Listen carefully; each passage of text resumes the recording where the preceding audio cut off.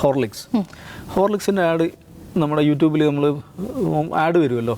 അപ്പോൾ ആ video add play ചെയ്തിട്ട് അതിൻ്റെ അവസാനത്തിലൊരു ഡിസ്ക്ലൈമർ വരുന്നുണ്ട്. ആ ഡിസ്ക്ലൈമർ എന്ന് പറഞ്ഞിട്ടുണ്ടെങ്കിൽ അത് ആരും ശ്രദ്ധിക്കില്ല.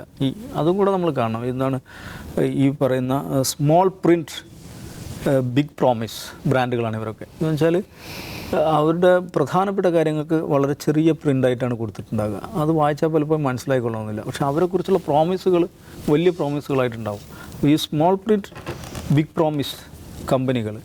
അപ്പോൾ ഈ ലൈറ്റ് ഹോർലിക്സിൻ്റെ പരസ്യമാണ്. അതിൻ്റെ അവസാനത്തിൽ ഒരു കൊടുത്തിരിക്കുന്നത്. ഇതിൽ അസസൽ ഫോം പൊട്ടാസ്യം അടങ്ങിയിട്ടുണ്ട്.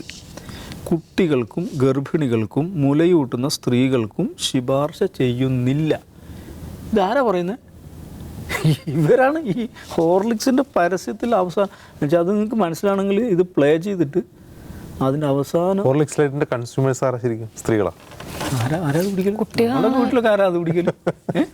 എനിക്കറിയില്ല. ഞാനിത് കണ്ടത് ഇത് വളരെ പ്രധാനപ്പെട്ട ഒരു പ്രോട്ടീൻ, ഒരു സപ്ലിമെൻ്ററി ഡ്രിങ്ക് ആയിട്ടാണല്ലോ ഈ കുട്ടികൾക്കും സ്ത്രീകൾക്കും ഒക്കെയുള്ള സപ്ലിമെൻ്ററി ഡ്രിങ്ക് ആയിട്ടാണ് അത് പൊതുവെ സ്വീകരിക്കപ്പെട്ടിട്ടുള്ളത്. അപ്പോൾ അതിൻ്റെ പരസ്യത്തിൻ്റെ അവസാനത്തിൽ അത് കാണാൻ ഇച്ചിരി പാടാണ് കേട്ടോ.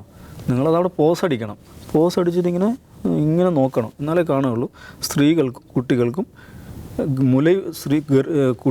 ഗർഭിണികൾക്കും മുലയൂട്ടുന്ന സ്ത്രീകൾക്കും ശുപാർശ ചെയ്യുന്നില്ല. നോൺ കലോറിക് സ്വീറ്റ്നർ അടങ്ങിയിരിക്കുന്നു. പിന്നെ നേരത്തെ പറഞ്ഞ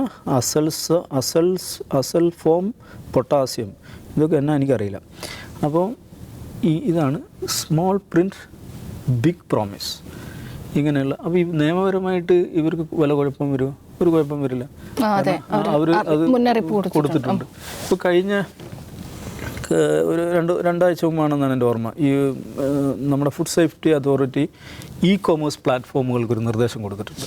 പിന്നെ ബോൺവിറ്റെ അവരുടെ ഹെൽത്ത് കാറ്റഗറിയിൽ നിന്ന് മാറ്റിപ്പിടിക്കണം. ഹെൽത്ത് ഡ്രിങ്ക് കാറ്റഗറിയിൽ നിന്ന് മാറ്റിപ്പിടിക്കണം.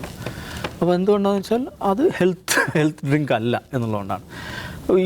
ഈ സ്വഭാവത്തിലുള്ള സപ്ലിമെൻ്ററി ഫുഡ്, അതായത് ന്യൂട്രീഷൻ, ഹെൽത്ത്, വെൽനസ് ഫുഡ്, ഈ കാറ്റഗറിയിലൊക്കെ വരുന്ന പ്രോഡക്റ്റുകൾക്കുള്ള ഒരു പ്രശ്നം എന്ന് വെച്ചാൽ ഇത് വളരെ സെൻസിറ്റീവാണ്. മനുഷ്യരുടെ ആരോഗ്യവുമായി കൂടി ബന്ധപ്പെട്ടിരിക്കുന്ന കാര്യങ്ങളാണ്. എല്ലാ ഈ പറയുന്ന സ്മോൾ പ്രിൻറ്റ് ബിഗ് പ്രോമിസ് ബ്രാൻഡുകൾക്കെല്ലാം ഇങ്ങനെ പല പ്രശ്നങ്ങളുണ്ട്. നമ്മളൊരിക്കലും ഒരു പ്രോഡക്റ്റ് ഉപയോഗിക്കുന്നത്, ഇപ്പം സെറിലാക്ക് ആവട്ടെ അല്ലെ മാഗി ആവട്ടെ, ഏതൊക്കെ അത് നമ്മൾ അതിൻ്റെ ഇൻഗ്രീഡിയൻസ് എന്താണ്, അതിൻ്റെ ഹെൽത്ത് സ്പെസിഫിക്കേഷൻസ് എന്താണ്, ഇത്തരം കാര്യങ്ങളൊന്നും നോക്കിയിട്ടല്ലല്ലോ. നമ്മളും ആ ബ്രാൻഡും തമ്മിലൊരു എന്താണ് അറ്റാച്ച്മെൻറ്റാണ്. നമ്മളിങ്ങനെ ഒരു സൂപ്പർ മാർക്കറ്റിൽ നിന്ന് കൊട്ടയിലേക്ക് സാധനം ഇടുമ്പോൾ എങ്ങനെയാണ് നമ്മളൊരു സാധനം എടുത്തിരുന്നത്? നമ്മളൊരു മുൻപരിചയം, ഏതോ നിലക്കുള്ളൊരു അറ്റാച്ച്മെൻറ്റ് ആ ബ്രാൻഡുമായിട്ടുണ്ട്. ഇപ്പോൾ രേഷ്മ മാഗിയേക്കാൾ നല്ലൊരു പ്രോഡക്റ്റ് ഉണ്ടാക്കുകയെന്ന് വെക്കുക. മാഗിയേക്കാൾ നല്ല പ്രോഡക്റ്റ്, അങ്ങനെ എല്ലാ നിലക്കും നല്ലതാണ്. ടേസ്റ്റ് ആവട്ടെ, അതിൻ്റെ ഇൻഗ്രീഡിയൻസ് ആവട്ടെ, അതിൻ്റെ ഹെൽത്ത് സ്പെസിഫിക്കേഷൻസ് ആവട്ടെ, എല്ലാ നിലക്കും നല്ലൊരു ഒരു പ്രോഡക്റ്റ് ഉണ്ടാക്കിയിട്ട് മാഗിയേക്കാൾ കുറഞ്ഞ പൈസക്ക് അത് വിൽക്കുകയെന്ന് വിചാരിക്കുക. നടക്കുമോ? നടക്കില്ല. അത് വെയർ ഹൗസിൽ കിടക്കും. എന്തുകൊണ്ടാണ്? രേഷ്മയുടെ പ്രോഡക്റ്റും ജനങ്ങളും തമ്മിൽ ആ ഒരു ബന്ധമില്ല. ഇത് ജനങ്ങൾ ഭയങ്കരമായിട്ട് ഉള്ളിൽ വെച്ച് ആരാധിക്കുന്ന ബ്രാൻഡുകളാണ് ഇത്തരം ബ്രാൻഡുകൾ. അതിനെക്കുറിച്ച് അപ്പോൾ അതിൽ ഹെൽത്ത് സ്പെസിഫിക്കേഷൻസ് എന്തൊക്കെയാണ്, അതിൻ്റെ ഇൻഗ്രീഡിയൻസ് എന്തൊക്കെയാണ് എന്നതിനെക്കുറിച്ചൊന്നും ആളുകൾ ഗൗരവത്തിൽ ആലോചിക്കാറില്ല.